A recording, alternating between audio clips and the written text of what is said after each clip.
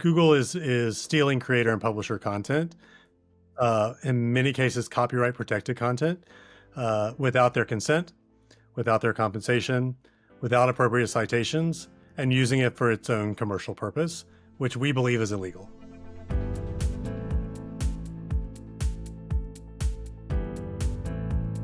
Hello, and welcome to the Media Copilot. It's a podcast that explores how AI is changing media, journalism, and content creation. I'm Pete Pachal, longtime tech journalist and founder of the Media Copilot, and I'm excited to bring you fascinating conversations with fellow journalists, media executives, and the people building how the business of news will work in the future. This week, I'm excited to reconnect with Marc McCollum. Marc and I used to work together at Red Ventures, and now he's the Chief Growth Officer of Raptive. Raptive is a media company that helps creators find their path to growth and revenue. As most creators quickly find out, creating content on the internet is easy, but turning that into a sustainable business is quite hard. And most of them will turn to a platform like YouTube or Substack to help with that, rather than build their content on the open web. Well, Raptive is really good at the open web, and that bears out in the numbers. I learned from Marc that they have a 99% retention rate with their customers, which is something most businesses would kill for. However, there's something big happening to the open web, and that is, of course, AI. Big AI companies scoop up huge swaths of content on the internet, spit back that information in the form of summaries, and don't bother compensating the creators, at least most of the time. It's kind of a problem, and Marc does not mince words on what big AI is doing and how it's affecting content providers. Spoiler, he's not a fan. Marc and I talk about solutions to this AI wave that's crashing over everyone. He reveals the types of content that seem very resilient to AI. And then we zero in on some really good advice that every content creator should do tomorrow. So stay tuned for that.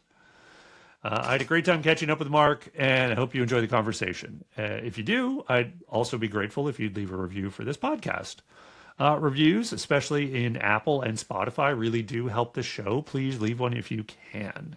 Please, please, please. Two more quick notes. One, I'm offering a monthly class on AI. It's for beginners, and it's only 60 minutes. Like everything I do, it's focused on practical takeaways for media pros, so people in journalism, PR, or communications, and it's only $49. So each one's a live class. It's always up to date, and I guarantee you will walk away with something you can apply to your day-to-day. You can sign up at mediacopilot.ai. Also, for deeper training on AI, I offer 2 different 6-week courses that are starting in November. One is for journalists, and the other is for PR and comms. They are loaded with lessons on things like deep research, how to automate workflows, and even building your own AI agent. You can sign up for those at where else? mediacopilot.ai. Okay, now it's time for my conversation with Marc McCollum, Chief Growth Officer of Raptive. Marc, welcome to the Media Copilot. Pete, it's great to be here. Awesome. Well, it's super great to reconnect with you. I know we used to work together at Red Ventures, did some fun things. That was like a million years ago. I know, crazy times. And now you're at Raptive. I'm obviously here at the Media Copilot. We're both sort of enraptured in this world of ever-changing media, with AI being a bigger and bigger player in our ecosystem. It's a great time to be alive. It might not necessarily be a great time to be in media, but it's a really interesting time to be in media. But I know my listeners might not be entirely familiar with Raptive and what you guys do. So you're the Chief Growth Officer there. Tell me a bit about just basically what Raptive does and how it sort of intersects with all of this stuff that's happening in media right now. Yeah, happy to. I'll react first to your point. I actually do think it's a great time to be in media. So cool. We can get into all the reasons why. Raptive is a media company. We're a creator-led media company. So what that means is we work with independent content creators and independent publishers to help them build their businesses on the internet. So about 10 years ago, the business got started by trying to address a need in the market as the creator economy was beginning to emerge.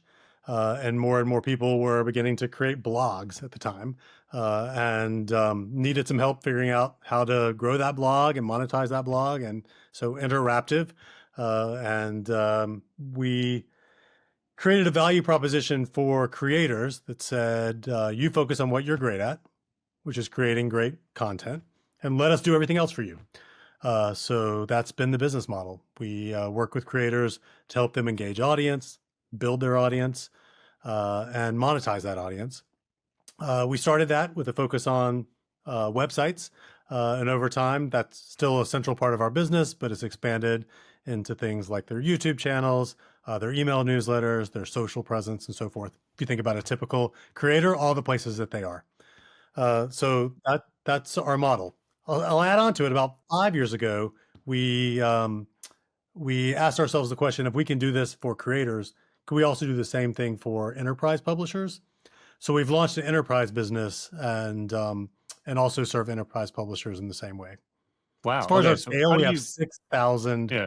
creators that we serve and about 200 enterprise publishers. Right. So when you say creators, you think about anything from maybe a YouTube to a Substack. I mean, everyone sort of has a primary channel. And honestly, I want to get into a little bit of this with you, which is to say the strategy and how it's evolved over time. But first, I Sure. do want to understand, like, how do you define enterprise publisher? I think people think of, well, I don't know exactly how everyone thinks of this, but I tend to think of it in, there's small, medium, large almost. And when you think about the media business, and maybe that's too simple, but like I feel like everything large is enterprise. Like I don't know what's an enterprise media customer. It's a great question, and candidly one that we continuously revisit as a team to make sure that we're best categorizing and therefore best serving the market. Creators are kind of easy. Like they're tend to be solopreneurs, Mhm. people who have launched a business, work on it on their own, All right, I'm familiar. and yeah, as you would be familiar with, and create digital content and need support and all around them. Enterprise publishers tend to be mid-sized to large businesses. Like we have enterprise publishers that were once creators and have now kind of graduated into being enterprise publishers, all the way up to kind of mid-sized publishers that have 100 million visits a month into their Nice. website as an example. So a pretty broad range. And what would one of those? Why would they want to sort of partner with a Raptive? Is it? I would imagine in sort of like this environment where your things are, the environment's changing so quickly, strategies changing so quickly. There's probably a compulsion not to want to reinvent the wheel as you sort of realize you need to pivot and sort of need maybe certain systems, certain processes. And it's like rather than sort of figure all that on your own, it's almost like, I don't know if you think of it as consulting or whatever, but it is like, oh, wow, Raptive knows how to do this because they've helped out with everybody. Why we should just use them? Or is that kind of the idea? I think that's particularly true on the creator side, where as a independent content creator, you're the CEO of a business with no team or very small team. And so just needing a partner who can be your arms and legs and executing all the parts of running a media business. That's our value proposition. And that's why we've been able to attract so many great creators into our network. On the enterprise side, it's similar, but probably a little more focused on the monetization side. I see.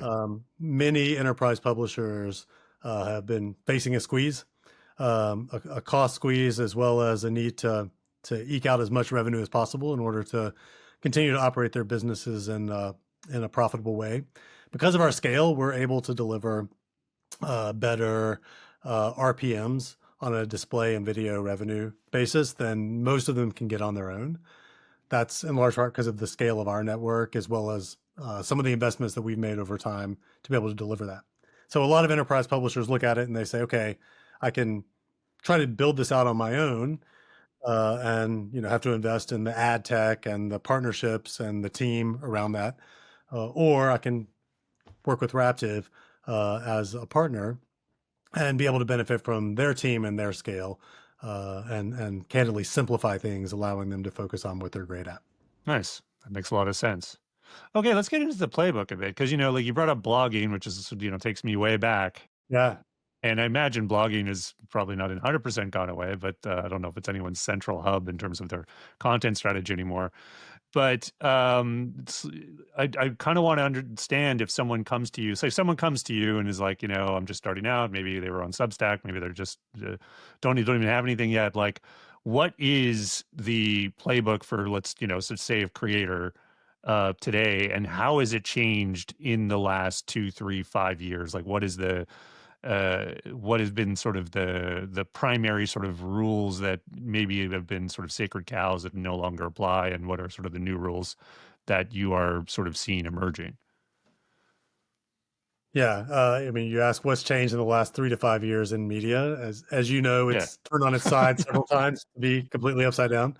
I think specifically to go back to where you started the question on blogging, um, you know, in many ways, blogging is alive and well. People don't always refer to it as blogging, but there are, by our estimate, somewhere between 25 and 30,000 creators that make their living primarily off of their website. And that may not always be through advertising revenue. Sometimes it's through affiliate revenue or other types of partnerships or subscriptions that they're selling, but tend to organize their business around their website, their .com. And the main reason for that, Pete, is because that is like the only place where they have complete control of Right. the experience and the monetization. And as you and your listeners would definitely know, like as soon as you start to branch beyond that, you get into this dependency on platforms and algorithms that takes a lot of your control away in terms of the audience that you can amass and the ways that you can engage with them. So that continues to be a essential part of the strategy for many creators out there, not all, but for many. And that I know is something that a lot of people find surprising still. I'll say, just to add on to No. that, Yeah. Go on. that part of the value in that is being able to keep 100% of the dollars. So when you're on YouTube, you're giving YouTube 45%. When you're on, the other social platforms, in many cases, you're giving them 100%. So being able to operate on a platform where you're able to keep that revenue is attractive to many. You So mentioned that, Substack and email yeah. lists tend to be in the kind of that same category as the website. If it's your owned audience, podcasts as well tend to be in that category. So that's kind of how we've seen. Yeah, so there are definitely different trade-offs for this. So, I mean, is it fair to say that Raptive tries to center around the open web? Like that's kind of like what people want to do. Like, okay, I want to have a little more control. I want to do an open web strategy of some kind, but I don't want the hassle of running a website, which is, has a whole set of things. Honestly, like I started out on Substack. A lot of people do. A lot of people on Beehive or Ghost or what have you, which is kind of the web, but kind of also a platform. But is it essentially that, okay, you can do it, by partnering with us, but it does also sound a little bit like, okay, well, it simplifies it, but then Raptive is kind of the platform in a sense. And not that you don't own the audience, I guess. How would you, if someone were to come to you with that skepticism, like, yeah, it's like, it sounds great, but it almost sounds like now I'm dependent on you as opposed to Substack or YouTube or what have you. I mean, you can only do things with partners, I guess. It's always a trade-off, but what are the sort of things to point at that's like, oh, actually, this is still a better deal? Yeah, I mean, it's a fair question for someone who's trying to better understand the space. I mean, we do not own the IP of any of our partners' businesses, so any creator continues to own their own IP. They own their own websites in the website case. They own their own audience, their own lists. We are a facilitator of monetization. We are a provider of tools. And we're a provider of consulting services in terms of how to best engage and grow your audience. So, our view is that it's not the same as one of the platforms, as you were suggesting it might be. That we really position ourselves as a partner to the creators and publishers who are in the network. We also operate on a revenue share. with the creators who participate with us. And I raise that because it aligns our incentives perfectly. As they grow their traffic, as we help them grow their monetization, as they grow their audience engagement across platforms, it increases their revenue. And that impacts the value that we get out of the partnership as well. So our incentives are completely aligned.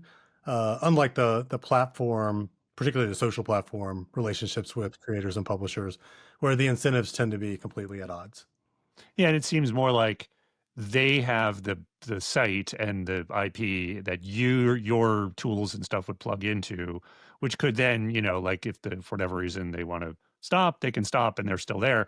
Whereas if you can't just like, well, I don't want to be on Substack anymore, then they have to deal with the migration or like, oh, you know what I mean? Like you can't just quit a platform if that's where your base is. Like you can't sever the relationship. You've got that right, and I'll say we're so confident in the level of service that we provide that we give every creator in our network a 30-day out.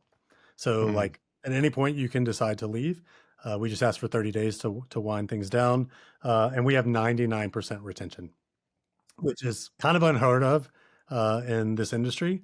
So we're really proud of that, and it speaks to the level of service and the level of revenue lift and audience lift that we're able to provide. Awesome. So let's talk about the open web a bit and what's Yeah, happening to it. So now that we've established that, because it seems now we're here in the age of AI, where that is becoming kind of a dicey space itself. As much as yeah. you have freedom and control, you still depend on discovery. And up until it's still, I mean, not really just up until recently. It's just recently things are changing rapidly, but Google has been the primary way in search that a lot of people find things online. It wasn't always the case. There was social for a little bit there, but search traffic, if you're a media property, it's kind of your lifeblood in most cases. Now AI is here, and it is disintermediating. It's doing summaries. There's a lot of numbers that have been posted about this recently over the summer. I'm sure you've seen them all. Pew Research, SimilarWeb, a lot of places are talking about how, hey, all these AI summaries kill clicks, which is like, no, duh, that's what they're designed to do.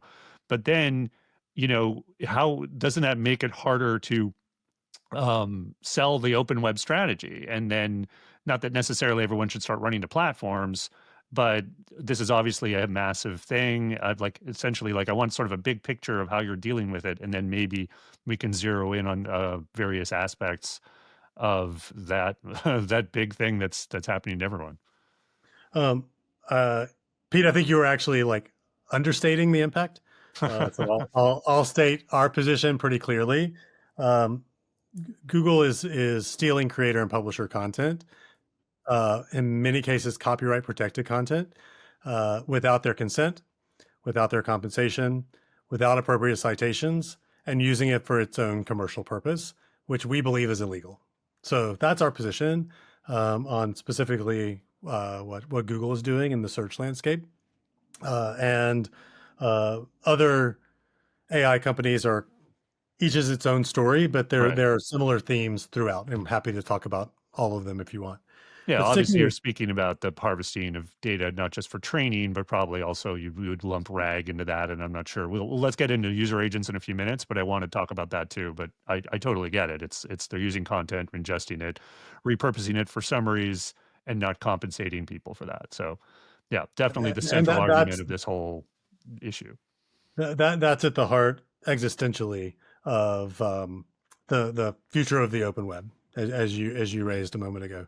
Um, I think it's fair to believe that like that is the inertia, that is where things are heading. We believe that Google's objective is to keep everyone inside of the Google platform and to stop sending traffic at scale to the open web. We don't think that's going to happen immediately, but we believe that is their objective. They have stated the opposite and continue to. But what we see in our data and what we understand talking to other media companies is quite the opposite. Have you Uh, seen any evidence from them at all that they're not necessarily going to reverse course. They're certainly not, but I mean, in the sense that they're doing anything to mitigate this problem, whether or not, putting aside the legal argument, like the traffic argument's indisputable. Like we've got data. Like you don't get as much traffic anymore, and no matter how high quality it is, AI scraping is such a small fraction of what you used to get in terms of referral that there's no way it's ever going to make up for it in terms of the current business models. So that's a problem regardless of who's legally entitled to do what. Um, so do you see any evidence at all or hear anything like basically like is Google doing anything about that? Um, That natural consequence of AI summaries disintermediating. we haven't seen any evidence of a change in course. Gotcha. So they did do that deal with Reddit, which I know you've spoken about before.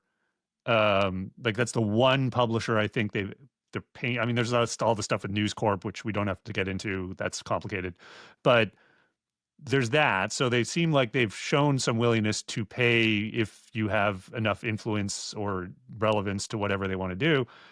And do you think that's because Reddit was actually willing to walk away and not be indexed, as they sort of said? Maybe they were, maybe they weren't, but that's what they said. Or is this also maybe like a chink in the armor or whatever the right term is? Because I don't know how credible this was, and I honestly forget the publication, so I'm not trying to spread misinformation or anything, but there was a report. There was a report that was a rumor, essentially, that they're starting to talk to publishers, at least behind the scenes. I forget where that was. Might have been Axios, or maybe it wasn't, but maybe you saw it. I don't know. Maybe but it sounds like maybe something's happening that might be shifting their perspective that they actually have to start paying people for this. I don't know. Starting with the Reddit deal, the terms were never disclosed. We don't know, Mm-hmm.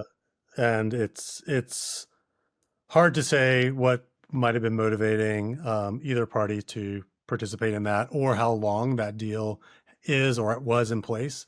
What we know is that there was some exchange of value, and that around the same time, Reddit started appearing at the top of the organic search for many, if probably a Yeah, majority of everyone's firms. noticed that. So It's like usually the top three.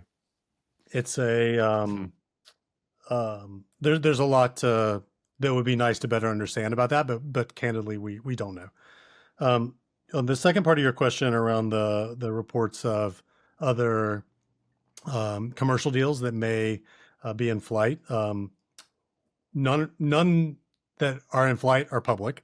Hmm. So there's nothing that I know about or that you know about or that has been made public. What I can say is that at Raptive we've been in close contact with Google. They know that we are very interested in exploring ways to partner together commercially to shift the dynamic and ensure that the creators in our network and the publishers in our network are being paid for the use of their content. And so far, that Hmm. has not been met with any material next steps. So I can only speak for us. As far as any rumored deals, I'm not aware of any. Yeah. So even like spreading the conversation a little bit outside of Google, there's obviously a lot of AI engines. And OpenAI's obviously a big one. There's Perplexity, which has a slightly different approach on the monetization side. So, but there some of these companies are signing deals and they are paying for content. OpenAI is Yep. probably the most prolific in this, Yeah. and that might be. First, I'd love your opinion on that. Does this give you some hope? Is it more just a defensive thing so they don't get sued? What's your take on that? But more importantly, because you and Raptive represent sort of the small guy in a lot of ways, who tends to be left out of these conversations. How do we bring them in? Yeah. I'll say first, they are being sued. So even Yeah, though they true. are doing deals with some, there are others who they're not and who are suing them. And there was a great graphic that was produced by Sarah Fisher at Axios a couple of Yeah. weeks ago that showed all the relationships of the lawsuits versus the partnerships and the various companies, and it's a web right now. Um, if you look specifically at OpenAI, they have, I think, been strategically selective around those that they've decided to do commercial partnerships with. Um, I don't believe any of the deal terms of those partnerships are disclosed, so we don't know as a fact how much they're paying for content. My strong suspicion is that it's less than it should be, and it's probably not making up for the loss in traffic that's being wrought by the AI ecosystem for these publishers. Having said that, what it does demonstrate is that there is a market for high quality content, and that if done right, that large language models can pay for content that they're using for either training or in their RAG or other business processes. So, from that perspective, I think that's a good thing. What it doesn't do is acknowledge that across the internet, there is a large majority of traffic of content that is copyright protected and not included in their licensing agreements that they are continuing to take and use for their business purposes. New York Times has acknowledged that and has a lawsuit underway. That's probably the highest profile lawsuit that's underway right now, although there are others. Our hope in that, Pete, is that that lawsuit goes all the way and that it doesn't settle. Because if either party or both parties decide to settle, like we saw recently with Anthropic and the book authors, then it doesn't create a precedent that can be used. But if it does go all the way to a ruling, and that ruling is in favor of the New York Times, depending on the specifics of the ruling, it could create a precedent that could have wide-reaching effects across the open web. So to get back to your earlier question around why we're optimistic about the open web and its future, moves like that could shift tectonically what's happening now. So, if there is a ruling that's in favor of the New York Times, we would look at that as a very positive move for anyone who has a business on the open web. It is, but it's like putting a lot of chips and still waiting for the river card, right? And you hope it goes your way. Is there and I'm not suggesting that should be the only strategy that anyone has. Right. Is to hope That's kind of was exactly my question. It's sort of like also in the meantime, or in case it does settle, what are the options? Obviously, there's a bunch of these startups mostly that are trying to create kind of an economy around AI traffic, essentially. So if you're everything from Tollbit to Prorata to the Dapier is a sort of another solution. They all have these. So they're kind of all sort of slightly different about where exactly in the sort of AI to answer content to answer sort of flow that's where you monetize, but they all essentially it comes down to sort of scraping at inference, et cetera, or money payment at that point. So are those a viable solution now? Do you think they're going to need the backing of either regulatory pressure or a court ruling for that to really be something that's viable? Because it's like all these solutions sound great, but what I've started to notice is no one's talking about how much money they're making on this. And I get it's early days, but it's like that suggests to me it's not really that high. Yeah. Okay. So you're asking about strategies. Let's kind of go one by one of what they could be for any publisher or portfolio publishers or company like Raptive. Sure. One is to engage in a lawsuit. We've talked about some who have decided to do that.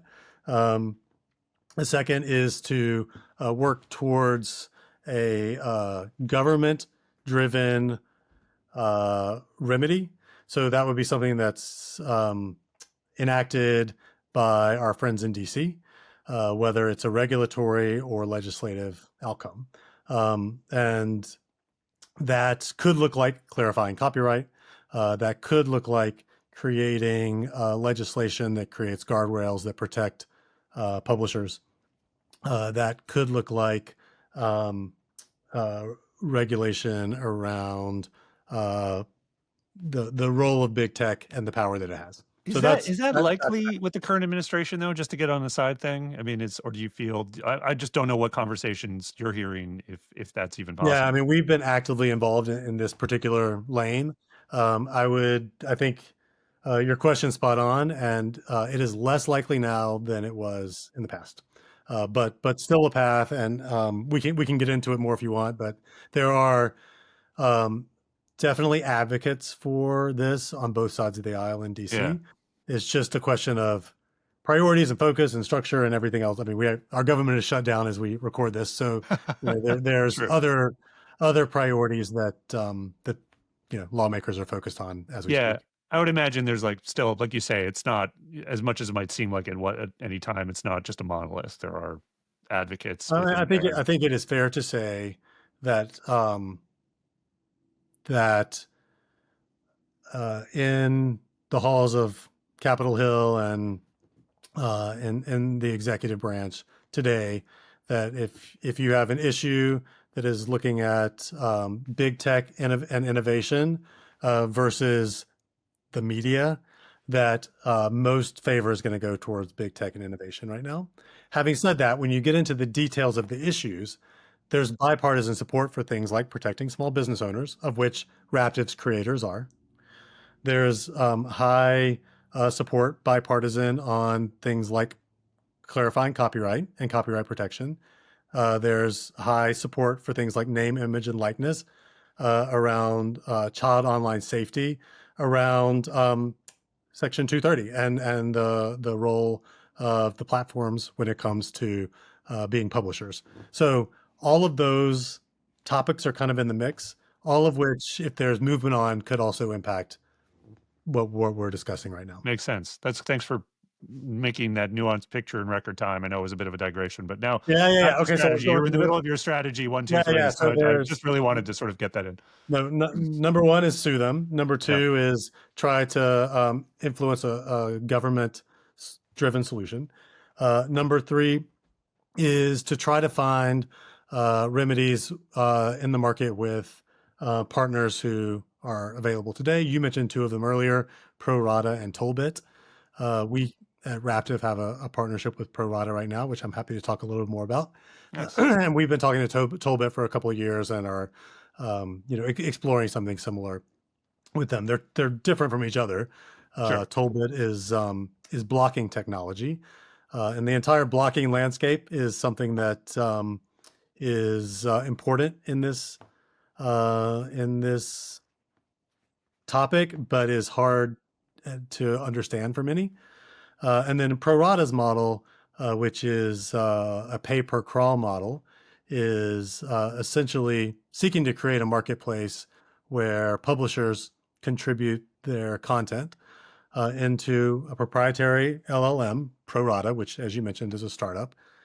And ProRata has the ability to provide answers to users, breaking it down by what percentage of that answer is provided by which publisher, and run an advertisement in that answer, take that ad revenue and distribute it among the publishers who provide that input. So it's a great model in theory.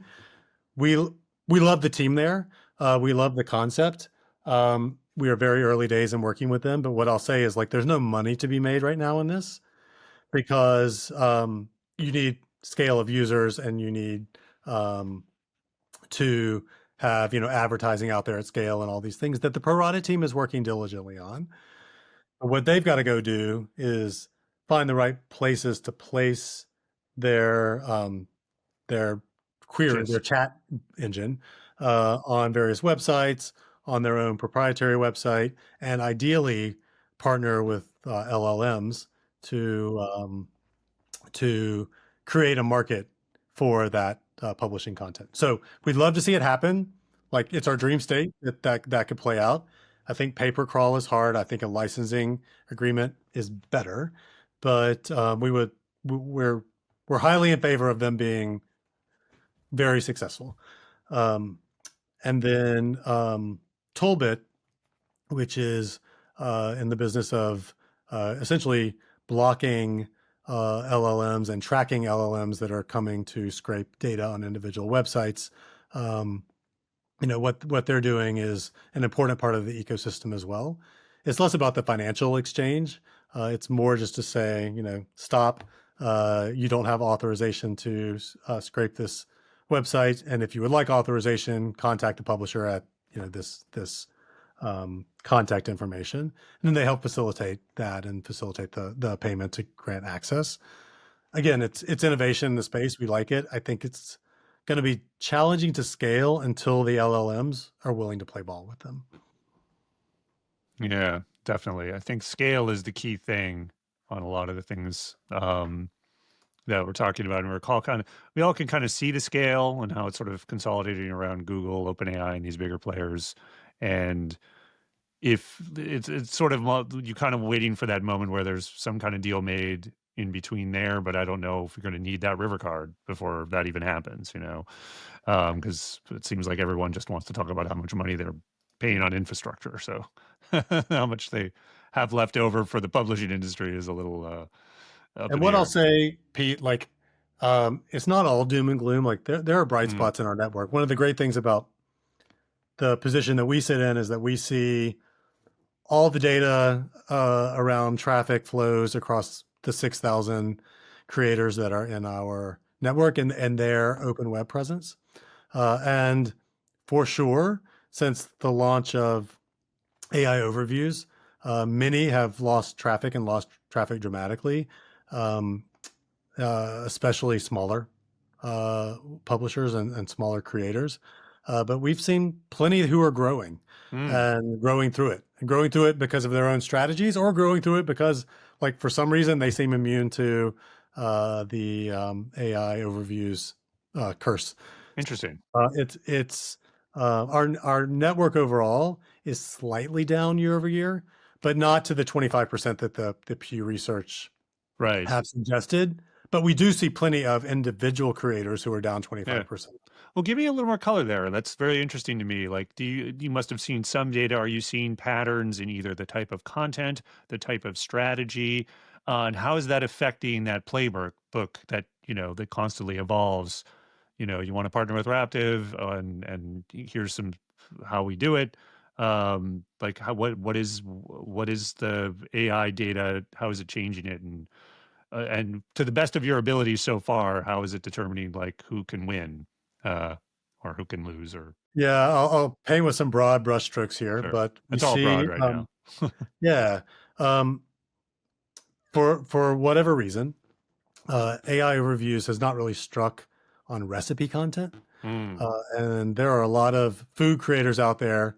In fact, it's Raptive's largest category, who, not to say they haven't seen any impact, but their recipe content, which is a lot of their SEO success, has remained fairly steady in the wake of AI overviews. Now, some of them have been winners and losers because of other stuff Google's done, like their helpful content updates and other things. But specific to AI overviews, there's been less of an impact in the food category overall. Interestingly, in categories that are more high velocity content production, less evergreen, things like news, sports, maybe entertainment, gaming, tech, things like that, where an individual publisher is publishing dozens of new posts a day. Those tend to be okay because they have enough volume of fresh things that are coming through that aren't always getting picked up by the RAG algorithms, Right. and therefore are doing okay on search. And by the way, a lot of those creators and publishers have really been soaring recently on Google Discover. So separate from Oh, search, yeah. but Okay. are winning in other ways.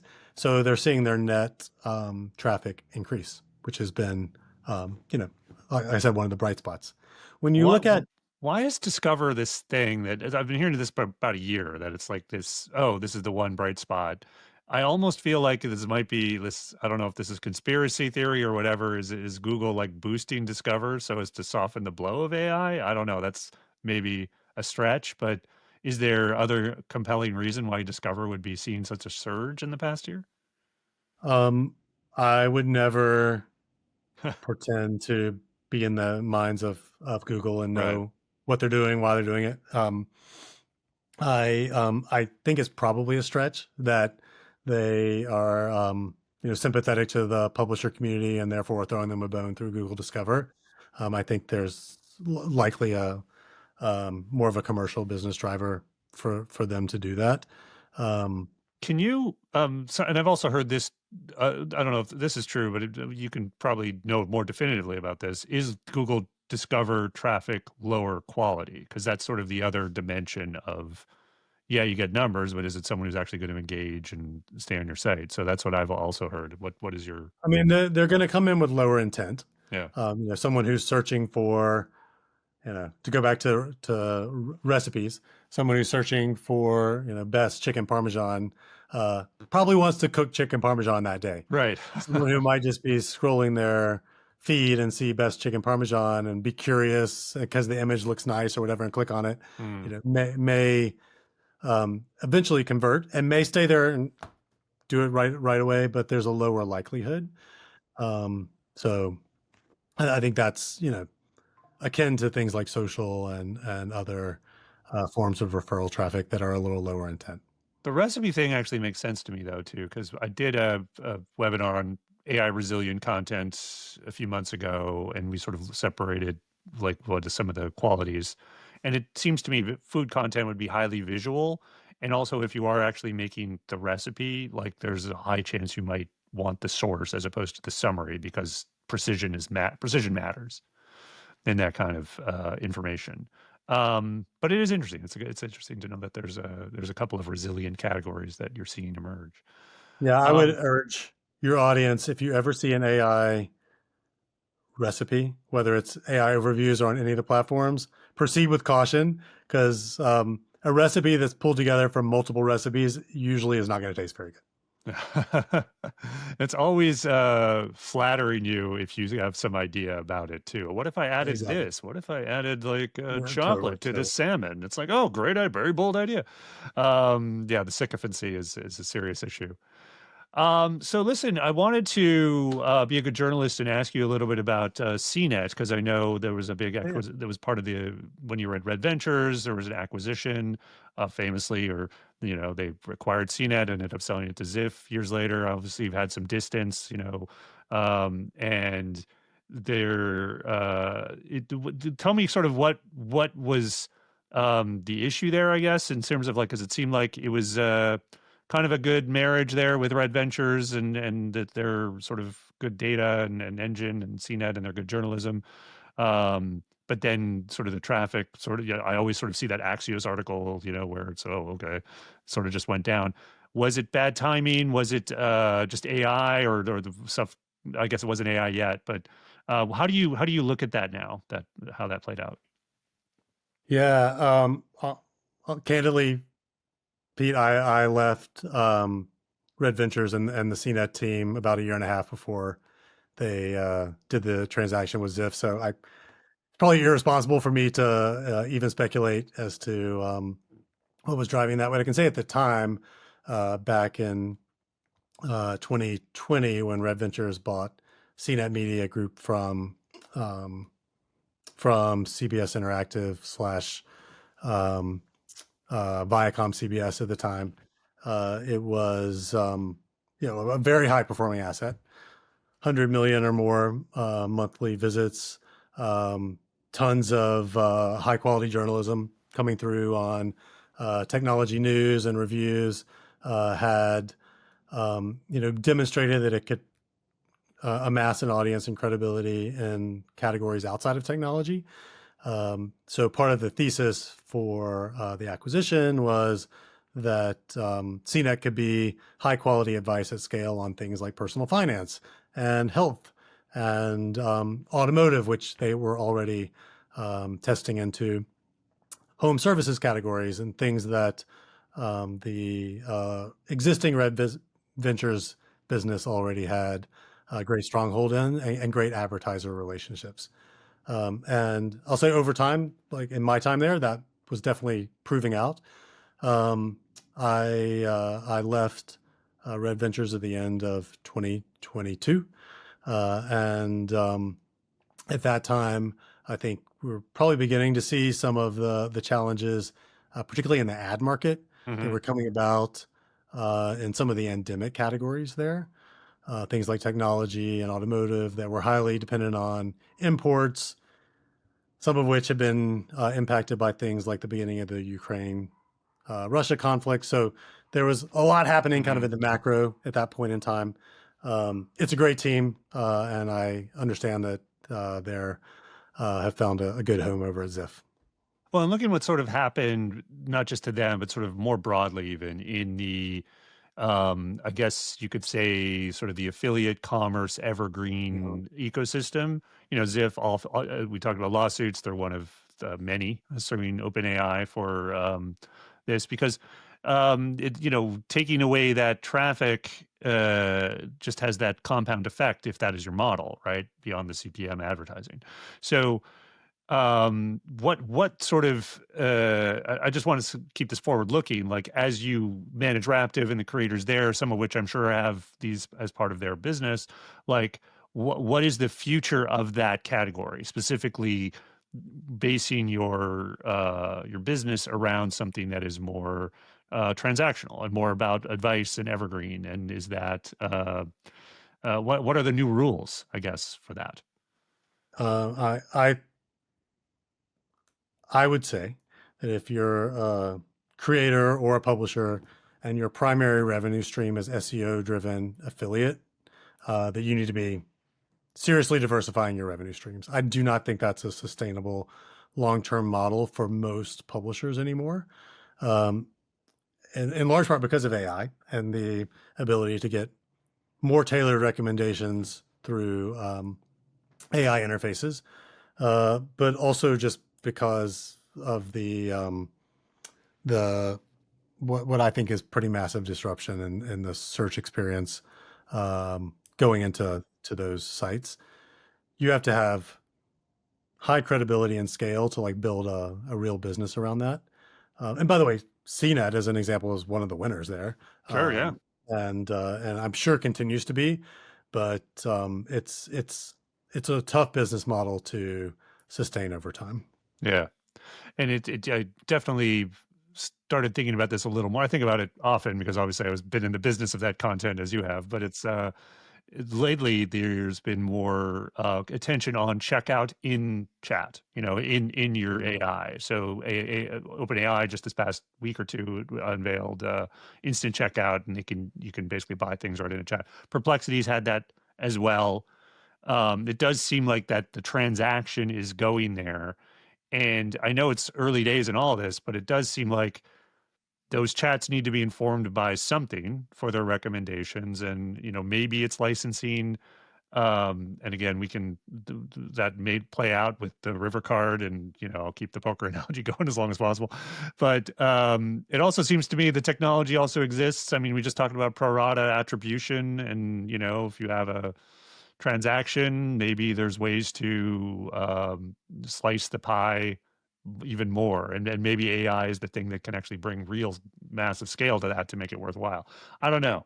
That's just kind of an idea right now. I've actually spoken with OpenAI and the people there, and they're kind of not quite interested in that slicing of the pie yet. But it does seem like that's something that could be on the horizon. And again, like if to your point, what I'm hearing from you is that people are disincentivized now from having that be their business model, but you still want the content of the recommendations. So these two things need to sort of get some kind of equilibrium at some point, or we're going to have bad recommendations in chat. I mean, Pete, it goes back to like where we started this conversation, which is that It the always does. LLMs were paying the publishers and creators for their content, and this issue that you're calling out would be resolved.